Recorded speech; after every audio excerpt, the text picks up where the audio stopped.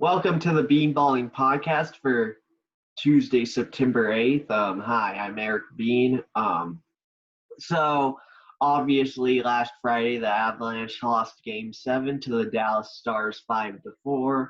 I thought it would probably be a good thing if I just let my thoughts about this marinate over a few days, not give an instant reaction for this game. But I mean, we'll get into how the team and the season went on. They come back from the pause during the pandemic.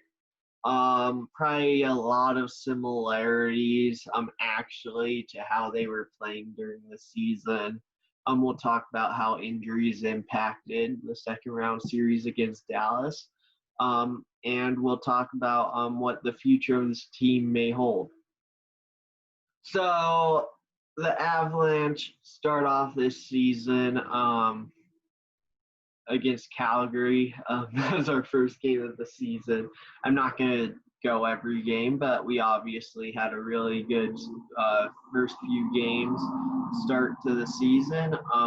We were able to defeat the Capitals early on, I believe. We did start off, or did we? Yeah, I don't know for sure. I'm pretty sure that, but we did have that really good start to the year. There's a little lull in there where we didn't play as well. And then, like, when you get into the nitty gritty, the playoff race is starting in like January, February, early part of March. The team was winning, but the issue that I kind of saw that was pretty apparent actually was just the inconsistency we would have from game to game. One game that really stands out to me was actually the Stadium Series game against the Kings, where we lost 3-1. That game was very reminiscent of some of the playoff games, and I don't know if it was necessarily a foreboding, but I just remember watching that game and thinking that, like, we're trying to pass the puck into the net. Why are we doing that? And it's something that actually plagued this team throughout the season. They would try too much to make it look perfect, I think. And they have the talent to pull off really good plays, but I think that to an extent, one of the things that was the undoing is that we just weren't willing to get those gritty playoff goals that we needed to get. Right down below by the net. So I don't know. It just was maybe a foreboding. I mean, we'd have some games where we'd get 5-6 goals and life would be good because, we looked like we were one of the best teams in the NHL. We had the second most points in the Western Conference, right as the pause happened. And we come back into the bubble. We have the 3 seeding games against St. Louis, Dallas, and Vegas.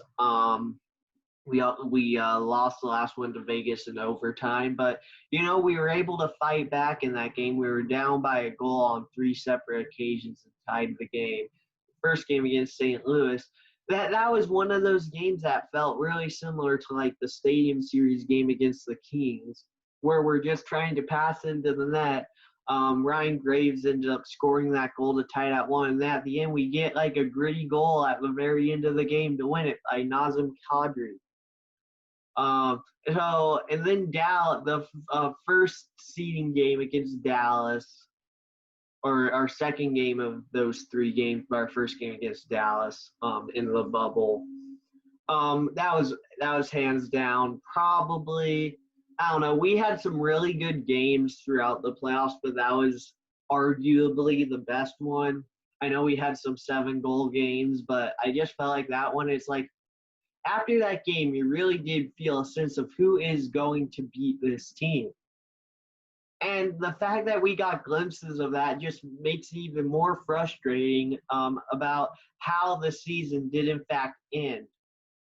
Um, we could have beat Vegas. We could have gone the 1 seed. Would have made a real difference, maybe. Um, I mean, we would have played Vancouver instead or Chicago. I think it probably would have ended similarly to how it ended against Arizona. We would have played Vancouver, a team that I believe that we could have beaten in a 7-game series, but I also believe that about Dallas and Vegas. Um, yeah, we get to that first round against Arizona. Like the first game we outshoot them 40-14. And we're the better team, but it's like we're still trying to do too much of this passing the puck into the net. And you just can't have that. Like, we're obviously better than the Arizona Coyotes at this point.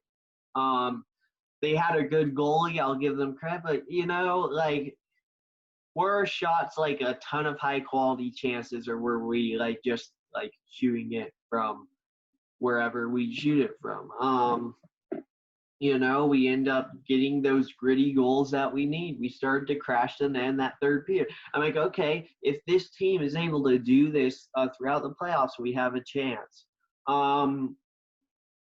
So game 2, we ended up winning game 2. I don't really have too much else to say about that. Game 3 against Arizona, we outshot them 51-23, but lose because they got 2 empty net goals. Of course, we score a goal right after they get their first empty net goal, because that's just what this team would end up doing just this whole season. They like try to make it seem like, I don't know. They just try to make it seem like it was closer than it actually was in a sense. And so game 4 and game 5, well, those 2 games weren't close. We completely, utterly dominated Arizona. We had defeated, I think that first period of game 3 or game 4, excuse me. That first period of game 4, I just felt like that's probably when we won that series. And Arizona was really going to have a tough time trying to get back into either game 4 or game 5 based on just we're more talented. I think that we were having some of the goals we were scoring were good goals, gritty playoff goals. But it was still a bit concerning just because game 3. But going into the Dallas series, I did expect us to win this series. And I mean, just looking at the trajectory of the 2 Pepsi Center teams with the Avs and the Nuggets, it feels like, as far as just both teams making the second round, I know this Nuggets series is currently ongoing, but it just feels like the types of series they're in are role reversals. So, like the Nuggets-Portland series last year, that's what the Avs had this year. A series against a team that is going to play you evenly throughout the entire series, but it just feels like there's still a team that you feel that you should be able to beat in the 7-game series. So game one against Dallas for the Colorado Avalanche. We did end up losing this game 5-3, but I would say that I wasn't too concerned at this point, just because I was like, well, it's game 1. It may have been earlier than they were expecting. Don't want to make excuses for them because, we're the better team. But I felt like out of all the games that the Avalanche would end up losing in this series, this was the one where we probably beat ourselves the least. I think that's fair to say. But, I was like, yeah, Dallas has improved from when we played them in the round robin, and we have to be ready for game 2, and it looked like we were ready for game 2, being up 2-0 in the second period. Then we let them score 4 goals, and I don't know, just the way that game transpired, we let Dallas back in the game because we took 2 stupid penalties. So they score on the 5-3 and on the subsequent power play within like a minute or two to tie the game at 2. Then they get 2 goals that just shouldn't have happened. I think the 4th goal they said like referee. I'm probably repeating myself from the video I made after game 2, and after game 6 too. But that just was one of the games where it's like this team freaking beat themselves tonight, and they can't do that if they want to have any chance in the series. So game 3, we go up 3-1, and then we give up the lead. We're down 4-3, and I'm just like, well, I thought we were gonna win tonight, but I guess that we just can't get out of our own way. But we were able to come back and win that game 6-4. So at that point, Francouz was having a tough series. Our defense was not looking good, if I'm being completely honest. I still wasn't feeling great going into game 4. Now, here's the way game 4 starts. Is that Dallas was just there.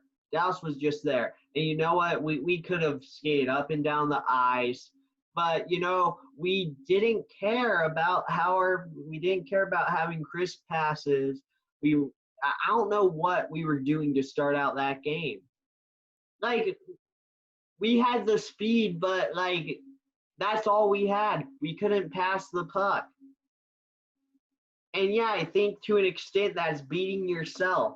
When you come out as the faster team, you have to impose your will on your opponent if you're truly a contender in this league.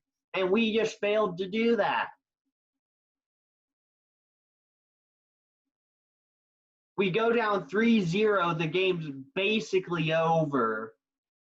We try to get back into it. We get a 5-on-3, but we're only able to score 1 on it, so we're down 3-2.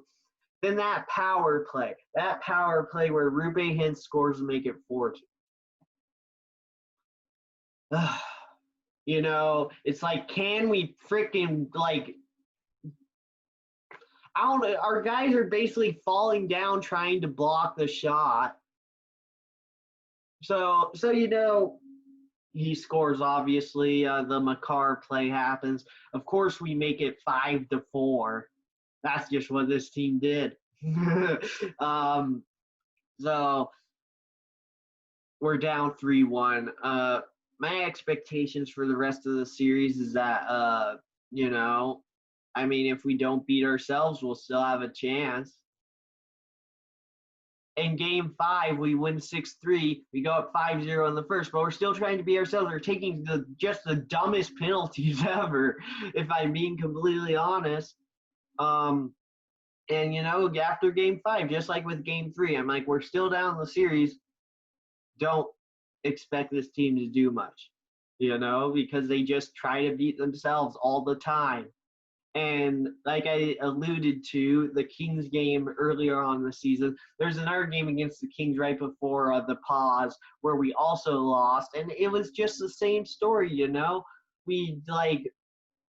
there'd just be nights where this team just was off. And I think it's a product of them being young, but at the same time, you just felt like this team should have gone further.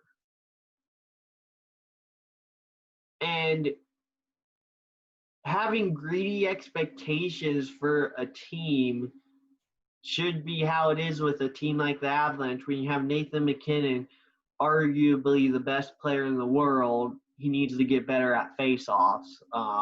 Let me make that abundantly clear.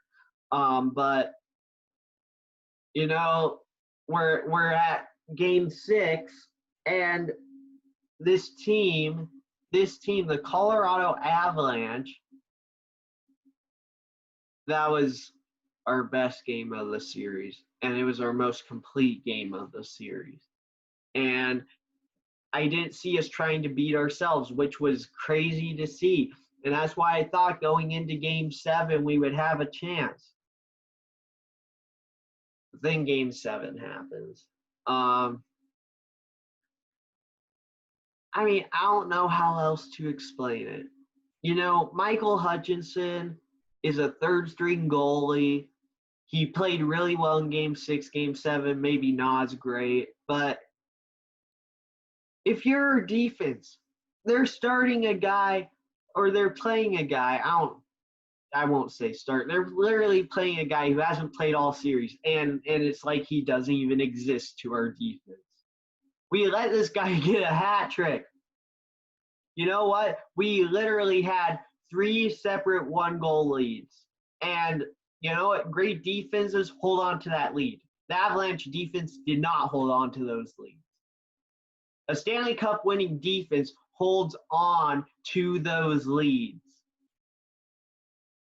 So, you know, all this premature talk about after the first round, we're playing an extremely inferior Arizona team about, oh, well, blah, blah, blah. And you know, I bought into it too. I was like, yeah, this team has a chance. If the HL is able to come back, the Avalanche have a chance at this thing. But it's like we beat ourselves.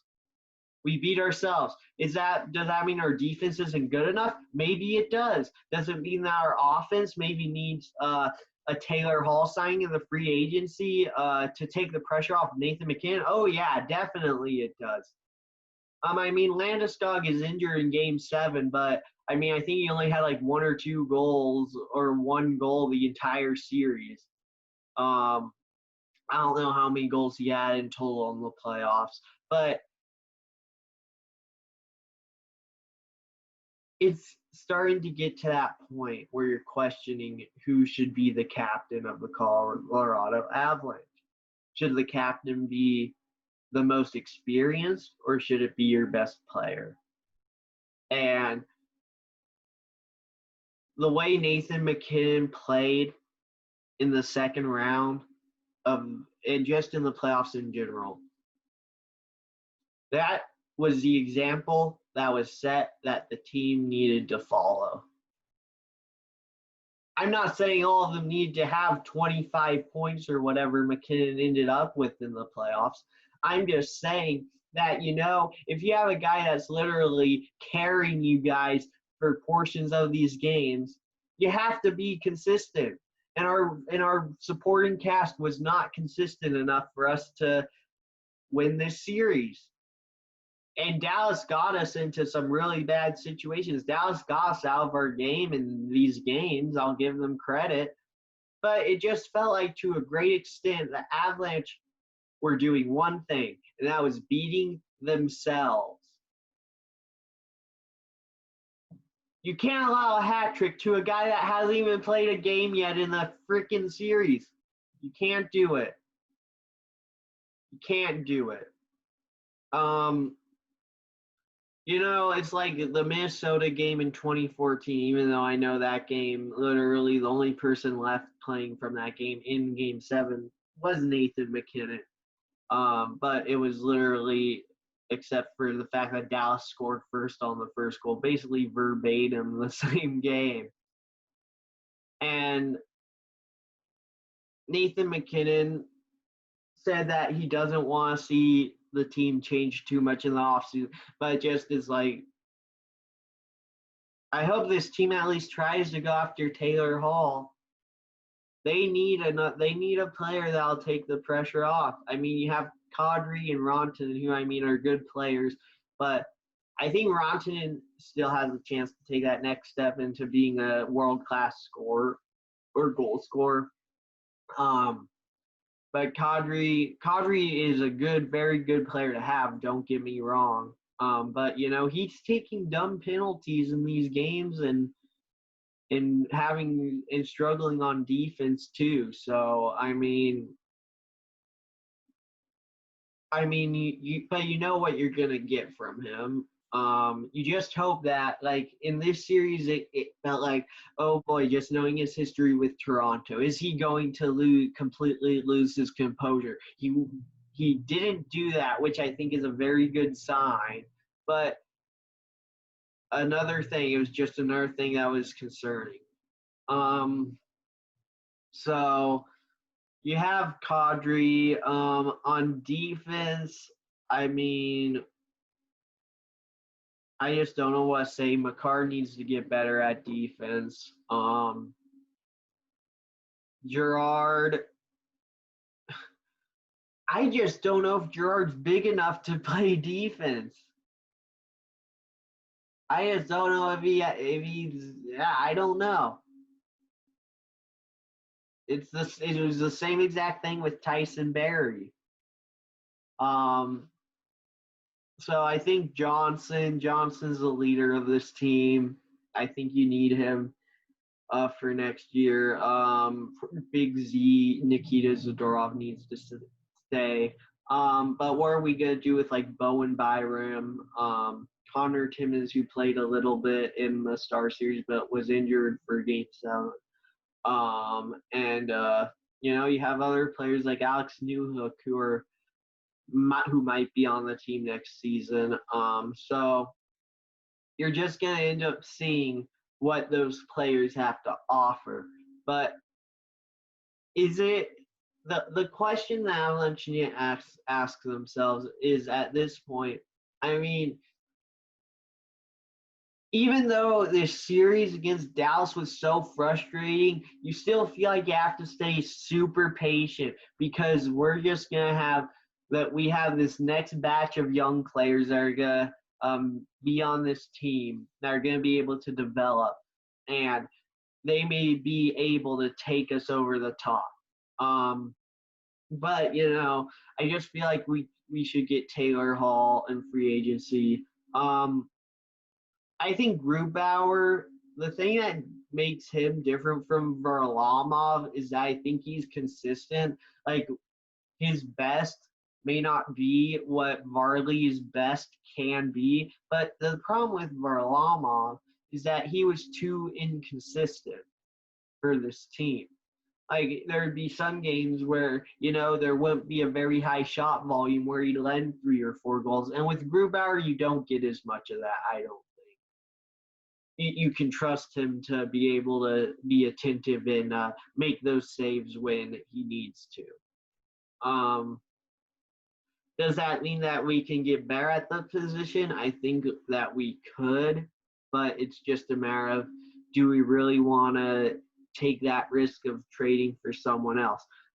Me personally, if a situation arises next season where we could trade for like a Jonathan Quick, even a John Gibson from Anaheim, I think you have to go for it. But for now, I think Grubauer is a starter, and to a degree, I think it should stay that way. Injuries, I don't know how injuries.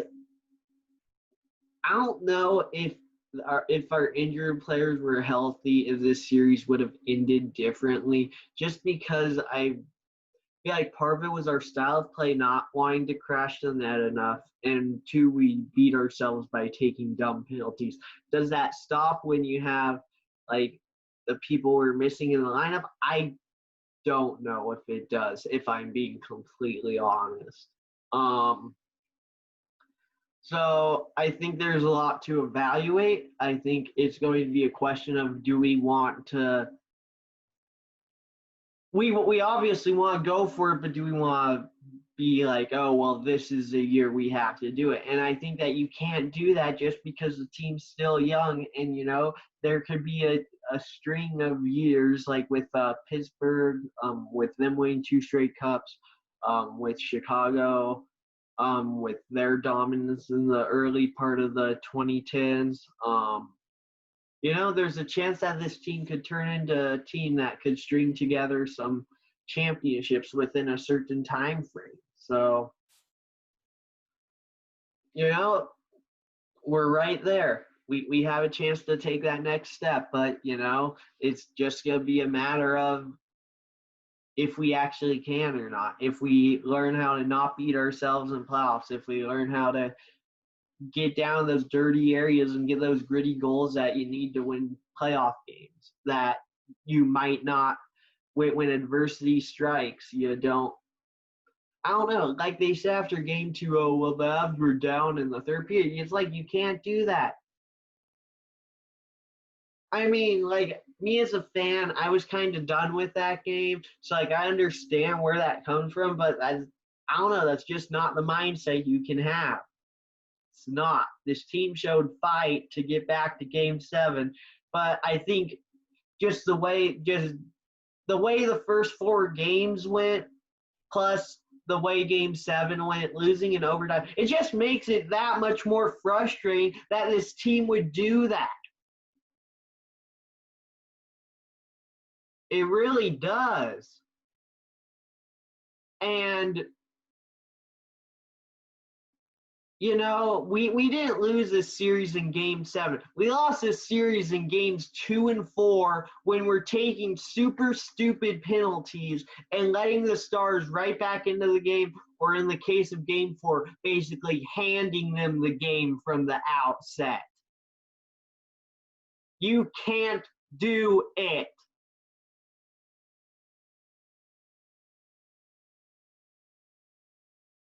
And I mean, I know that fans and media and other people, I don't know, I feel like Avalanche media is generally pretty positive, which I don't want to get into how I feel about that. But it's like where are the expectations? Where are the expectations? And I think that the diehard fans do have that expectation. And it's frustrating when it just feels like this team, when they beat themselves, coming back from down 3-1 to tie the series going into Game 7. We could have won that series already if we didn't beat ourselves. That's what I was thinking. I'm like, well, if we don't beat ourselves, we'll win Game 7. But, we did. So not much you can do about that, I guess. I mean, they just have to learn better habits and learn situational game management better when it comes to these playoff games. And you have regular season. I don't know what that's going to look like next year, but that's what the regular season is for. Like, what, for the Avalanche next regular season, you just have to make sure you're in the playoffs and make sure you're at least top 3 in the Central. You don't need to worry about winning the division. You don't need to worry about any of that stuff. You just have to make sure you get in, and when you're getting in, that's when you're peaking.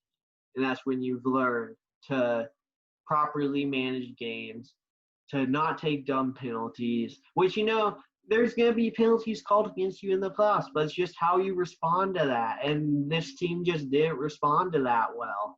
Our power play basically disappeared after we scored the 2 power play goals early in Game 2. I guess we got like 2 more goals on it after that, but, you can't really take much from that. I mean, their power play stunk the last 5 games of that series. It was actually good in the first 2, but like the first 2 were just a product of McKinnon literally trying to carry the team on his back, and none of the other players were responding.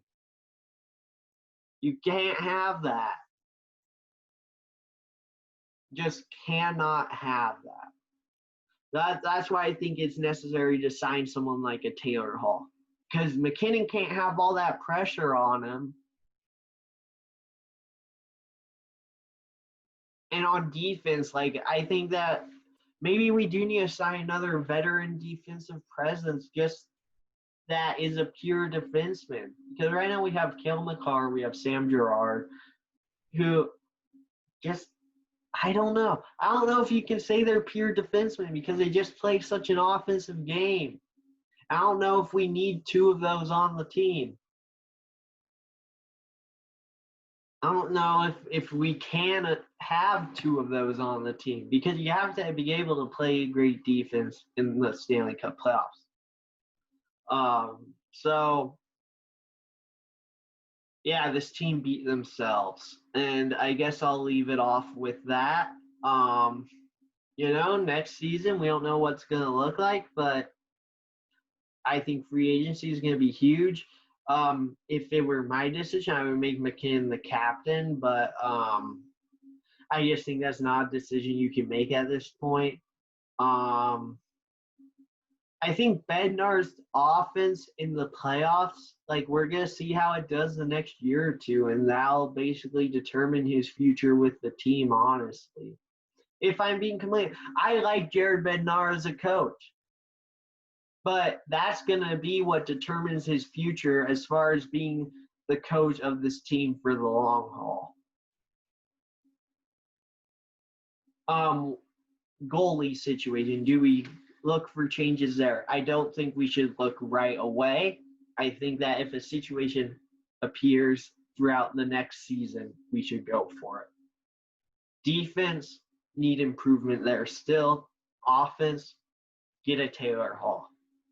And we'll see what happens next season with the Avalanche. There's still hope. There's still optimism. I think that's great. But I think that when you're in the moment of the playoffs, you should also want to go for it all. And, you know, I'll admit, I'll say it.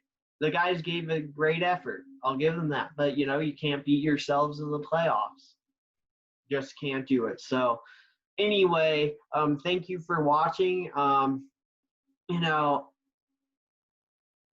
I think that personally, this was a very frustrating series to watch. Just with the injuries, like during Game 7, I'm like, man, it's going to be a miracle if we win this thing. But I still believed we could do it. So I guess we'll see what the future holds. I hope we get another crack at Dallas, obviously, just kind of after how that series progressed. And we'll see what next season holds. So thank you so much for watching, and stay safe out there, and have a great day.